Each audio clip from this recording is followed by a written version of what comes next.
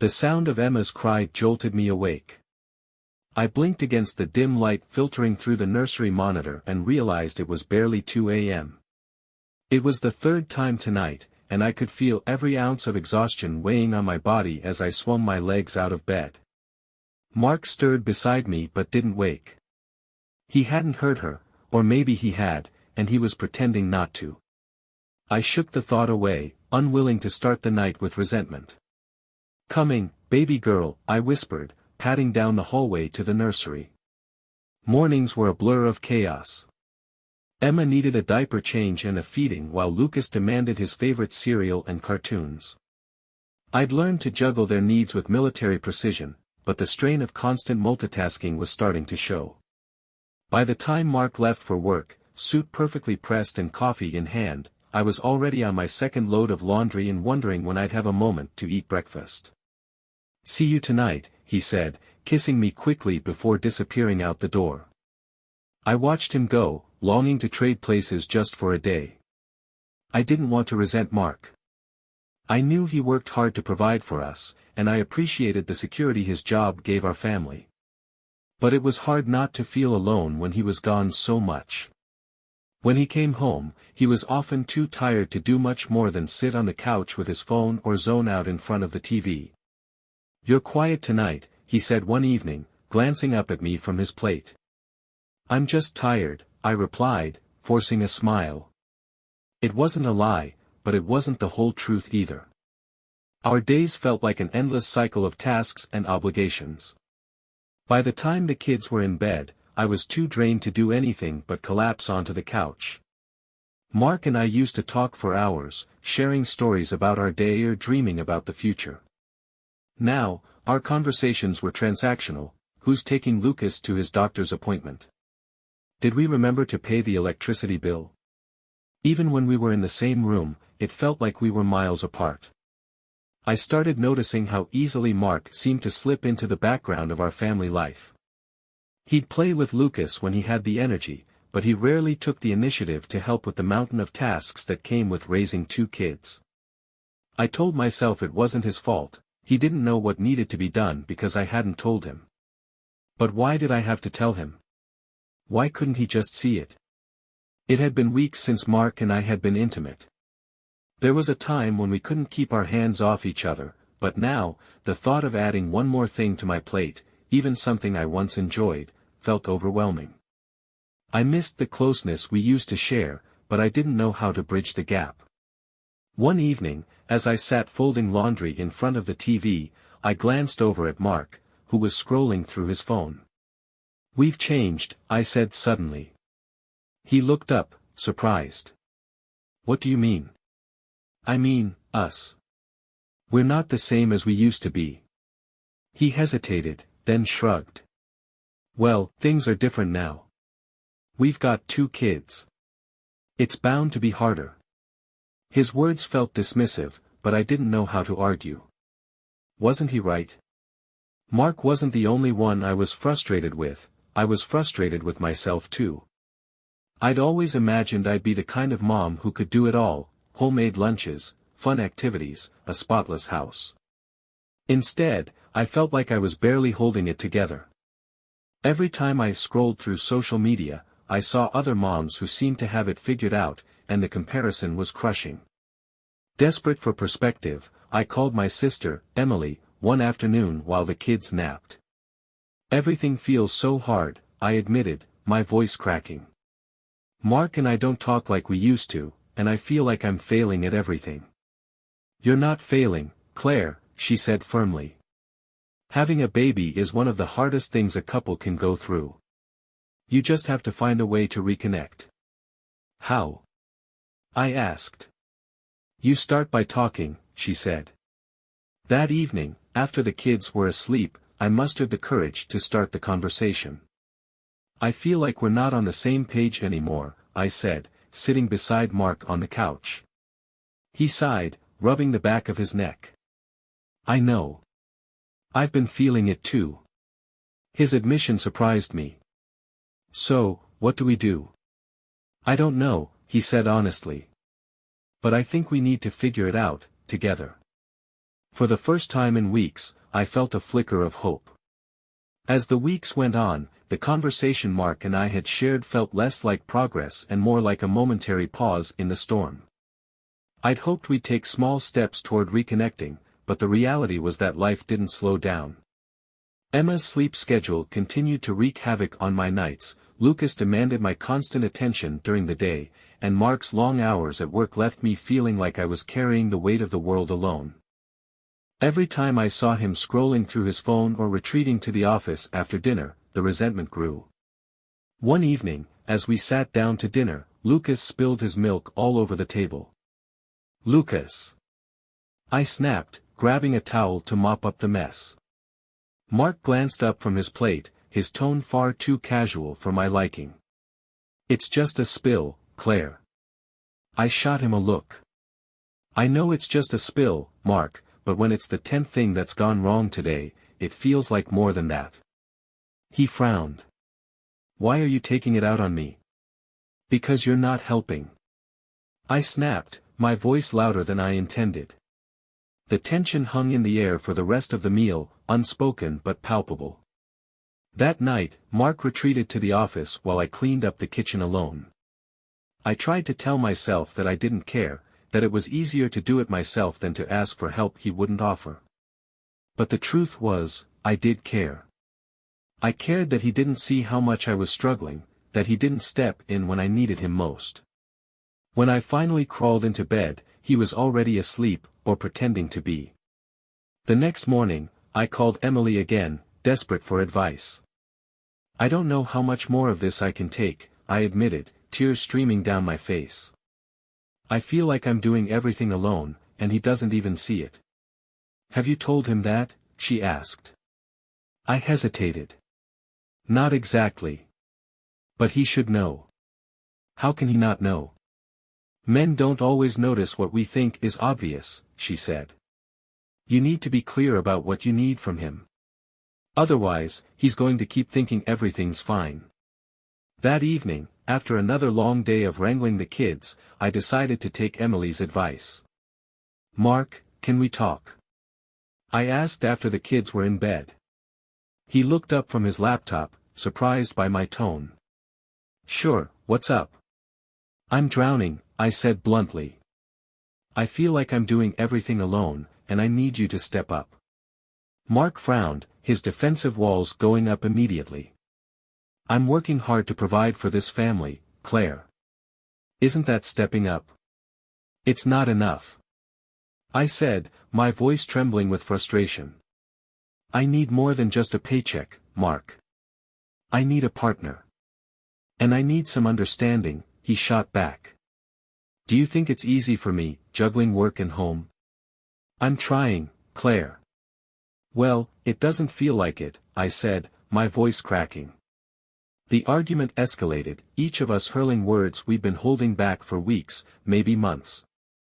By the end of it, I was in tears, and Mark stormed off to the office, slamming the door behind him. The silence between us the next morning was deafening. Mark left for work without a word, and I spent the day going through the motions, my mind replaying the argument on a loop. Was this it? Had we reached the point where our marriage couldn't be repaired? That evening, Mark came home with takeout from my favorite Thai place. "I shouldn't have walked away last night," he said, setting the bags on the counter. "I'm sorry." His apology caught me off guard. "I shouldn't have yelled," I admitted. It wasn't a resolution, but it was a start. A few days later, Mark approached me hesitantly. "I've been thinking," he said. "Maybe we should talk to someone, like a counselor or something." His suggestion surprised me. "You'd be willing to do that?" "I think we need it," he said. "I don't want us to keep going like this." His vulnerability made me realize how much he cared, even if he didn't always know how to show it. Our first therapy session was nerve-wracking. The counselor, Dr. Hughes, had a calm demeanor that put us both at ease. "So, what brings you here today?" she asked. Mark and I exchanged awkward glances before I finally spoke. "We've been struggling to connect since the baby was born. It feels like we're living separate lives." Dr. Hughes nodded. That's a common challenge for couples after having a child. Let's explore what's been going on. The session was emotional but cathartic, forcing us to confront truths we'd been avoiding. After the session, Mark and I sat in the car in silence for a moment before he finally spoke. I don't want to lose us, he said, his voice quiet. Neither do I replied. It was the first time in a long time that I felt like we were on the same team. Our second session with Dr. Hughes felt less daunting. I wasn't sure if it was because I knew what to expect or because of the relief that came from knowing Mark and I were finally doing something proactive. This time, Dr. Hughes focused on communication. It's common for couples to feel unheard or misunderstood during stressful periods, she said. Let's start with small steps. Claire, can you describe what you need most from Mark right now? I hesitated, then said, I need him to notice the little things, when I'm overwhelmed or when the house is a mess. I don't want to always have to ask for help. Mark nodded, his expression thoughtful. I guess I've been so focused on work that I didn't realize how much you were juggling. Hearing him acknowledge that felt like a small but significant victory. Dr. Hughes suggested we create a clear plan for dividing household responsibilities. At first, it felt awkward sitting down with a notebook and listing tasks, but as we worked through it, I felt a sense of relief. For the first time, it wasn't all on me. Mark agreed to take on specific tasks, like handling bedtime for Lucas and managing the grocery shopping. I could feel some of the weight lifting as we mapped it out together. This feels fair, I said, a hint of surprise in my voice. It should be, Mark replied. Dr. Hughes emphasized the importance of spending quality time together, so Mark and I decided to plan a date night. We hired a babysitter and went to a cozy Italian restaurant downtown. At first, the conversation was stilted, revolving around the kids and logistics. But as the evening went on, we found ourselves laughing over shared memories. I miss this, I admitted. Me too, Mark said, reaching across the table to take my hand. It wasn't perfect, but it was a start. One thing I hadn't expected from therapy was how much it would encourage me to find joy in small moments. Dr. Hughes reminded us that rebuilding a relationship doesn't always mean grand gestures, it's about the everyday. Mark started texting me during his lunch breaks, just to check in. I began leaving little notes in his briefcase, reminding him that I appreciated his efforts. These small acts didn't solve everything, but they reminded us of the connection we'd once had. While Mark and I were making progress as a couple, I realized I needed to focus on myself, too. I signed up for a yoga class and started journaling during Emma's nap time. These moments of self-care felt indulgent at first, but I quickly realized how necessary they were. The more I nurtured myself, the more patient and present I could be for my family. Progress wasn't linear. One evening, after a particularly stressful day, Mark came home late and immediately retreated to his office. I felt the familiar wave of frustration rising. You could have at least asked how my day was, I snapped when he came out for dinner. Mark looked taken aback. I didn't mean to ignore you. I just had a lot on my mind. We both paused, realizing how easy it was to fall back into old patterns. I'm sorry, he said. Let me start over. How was your day? His apology diffused the tension, reminding me that change takes time. One of the tools Dr. Hughes gave us was a gratitude exercise. Each night, we had to name one thing we appreciated about the other. At first, it felt forced, but soon it became something I looked forward to. I appreciate how hard you're working on yourself, Mark said one night.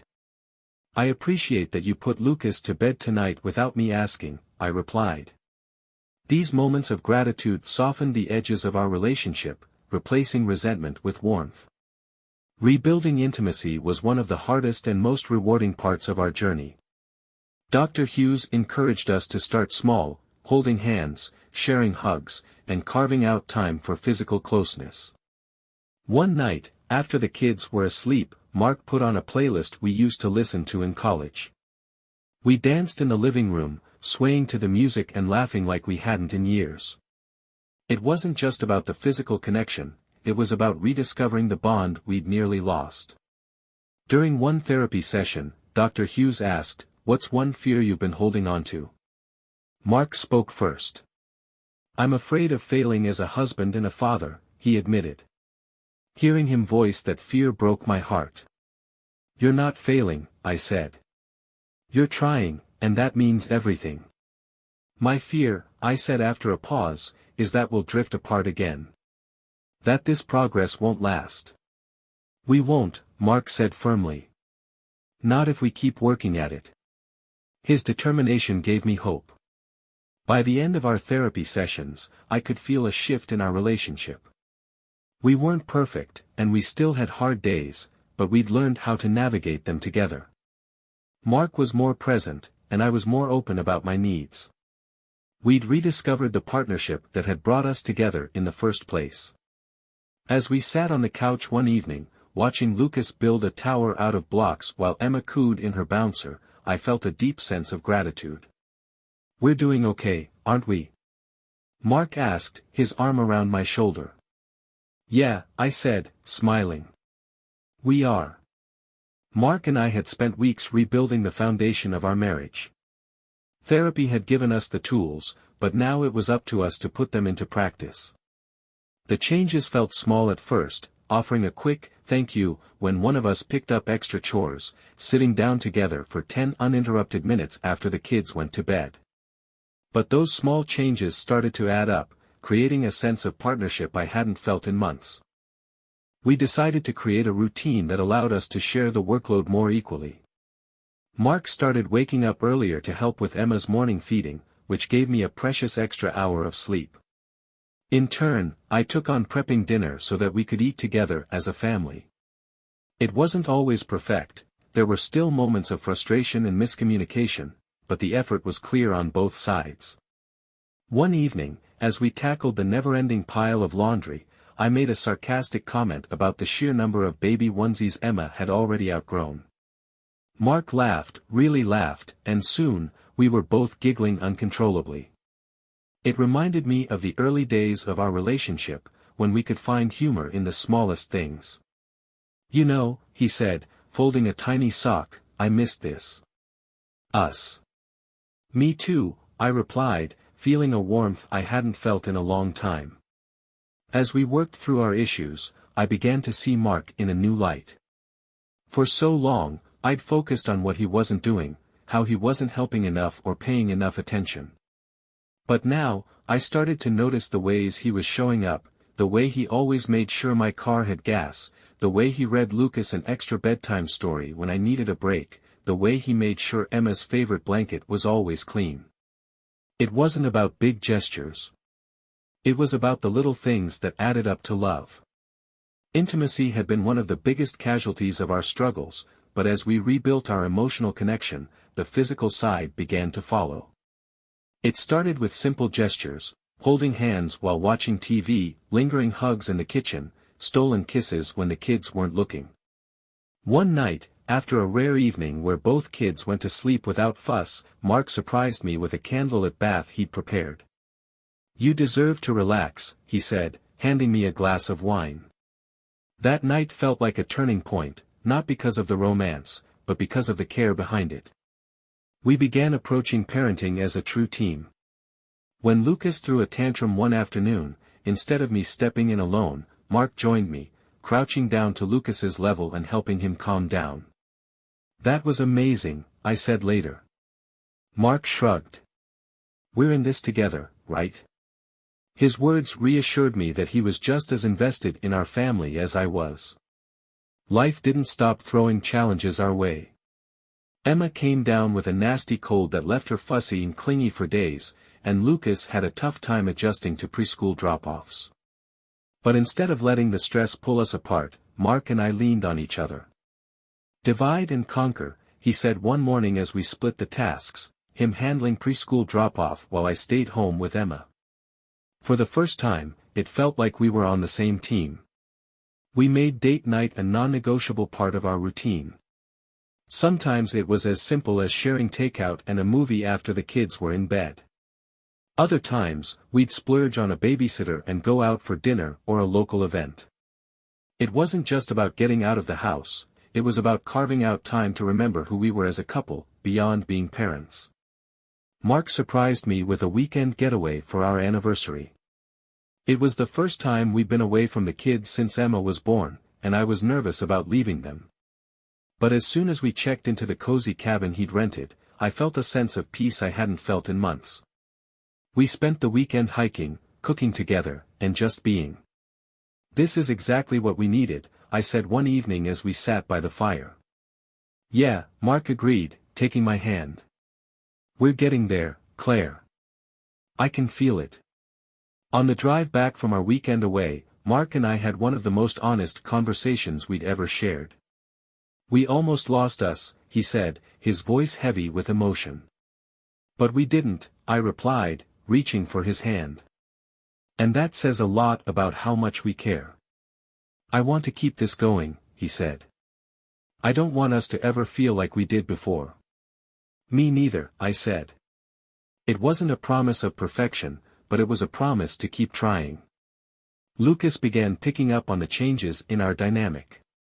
"You and Daddy laugh more now," he said one evening, his innocent observation making my heart ache and swell at the same time. Emma, too young to understand, simply beamed at us whenever we were all together, her happiness reflecting the harmony we were slowly rebuilding. One evening, as I journaled during Emma's nap time, I reflected on how far Mark and I had come. It hadn't been easy. There had been tears, arguments, and moments of doubt. But through it all, we'd chosen each other, again and again. I realized that love wasn't just about the good times. It was about weathering the storms and coming out stronger on the other side. Life didn't magically become perfect after our journey, but it became something better, manageable. Mark and I settled into a rhythm that prioritized both our partnership and our roles as parents. The late-night wake-ups with Emma became less frequent, and Lucas began thriving in preschool. More importantly, Mark and I learned to lean on each other in ways we hadn't before. The unspoken resentments were gone, replaced with gratitude and understanding. One evening, after we successfully navigated a chaotic bedtime routine, Mark turned to me and said, "We make a pretty good team." I laughed, still holding a pile of stuffed animals Lucas had insisted on adding to his bed. "We're getting there." It was a small moment, but it reminded me of how far we'd come. Lucas's preschool put on a small recital, and watching him stand nervously on stage melted my heart. When he finished his part, Mark and I clapped louder than anyone else, cheering him on like he'd just won an Olympic medal.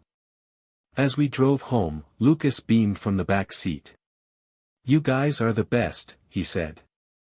Hearing those words reminded me that even in our struggles, we'd managed to give our children something priceless: love and support. Emma took her first steps on a quiet Sunday morning. Mark and I were sitting on the floor, watching her wobble between us, when she suddenly let go of the couch and toddled forward. We both cheered, and Mark scooped her up, laughing. "You're amazing, Emma." It was a simple moment, but it felt monumental, a reminder that the little victories mattered just as much as the big ones. One evening, as we sat on the couch after the kids were asleep, I pulled out the notebook we'd used during therapy. "Remember this?" I asked, flipping through the pages. Mark smiled. "Feels like a lifetime ago." "It wasn't," I said. "But we've come so far." We spent the next hour reading through our old notes, marveling at how much we'd grown as individuals and as a couple. Mark started talking about exploring new opportunities at work, roles that offered more flexibility and allowed him to spend more time at home. "I don't want to miss these years with the kids," he said. "Or with you." His words brought tears to my eyes. "You have no idea how much that means to me." At the same time, I began exploring creative outlets, taking up painting as a hobby. Mark encouraged me every step of the way, even setting up a small space in the garage for my supplies. We established a weekend tradition of family breakfasts, where we'd all sit down together, make pancakes, and talk about our plans for the day. Lucas loved helping in the kitchen, and Emma delighted in smearing syrup everywhere. Those mornings became my favorite part of the week, a time when we were all fully present with each other. Our anniversary arrived quietly, marked not by a grand celebration but by a simple dinner at home after the kids were asleep. We toasted to the life we'd built and the love we'd fought for. To us, Mark said, raising his glass. To us, I replied, smiling. In that moment, I felt a sense of peace I hadn't felt in years. As Lucas grew older, I noticed him paying attention to the way Mark and I interacted. One day, he asked, "Mommy, do you and Daddy love each other?" I knelt down to his level, looking into his curious eyes. "We do, Lucas." "And do you know why?" "Why?" "Because we work at it," I said. "Love isn't always easy, but it's always worth it." He seemed to ponder that for a moment before nodding solemnly. Okay. Life, of course, continued to throw challenges our way. Emma had a stubborn phase that tested our patience, and Lucas's adjustment to kindergarten came with its own set of hurdles. But Mark and I approached these challenges as a team, leaning on each other and finding strength in our partnership. "I don't think we could have handled this a year ago," Mark admitted one night. "Maybe not," I said. "But we're stronger now." It wasn't the big moments that defined our growth, it was the everyday. Mark bringing me coffee in the morning without being asked. Me encouraging him after a tough day at work. Both of us stealing quiet moments to laugh and reconnect amid the chaos of parenting. Those small acts of love reminded me why we'd fought so hard for our relationship.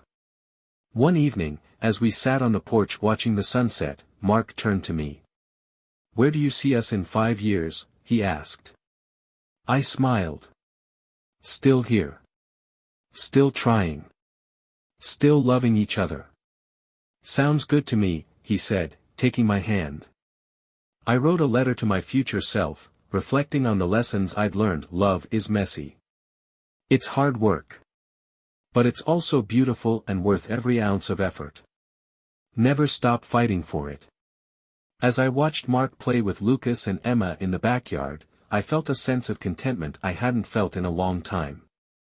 Our relationship wasn't perfect, but it was real, and it was strong.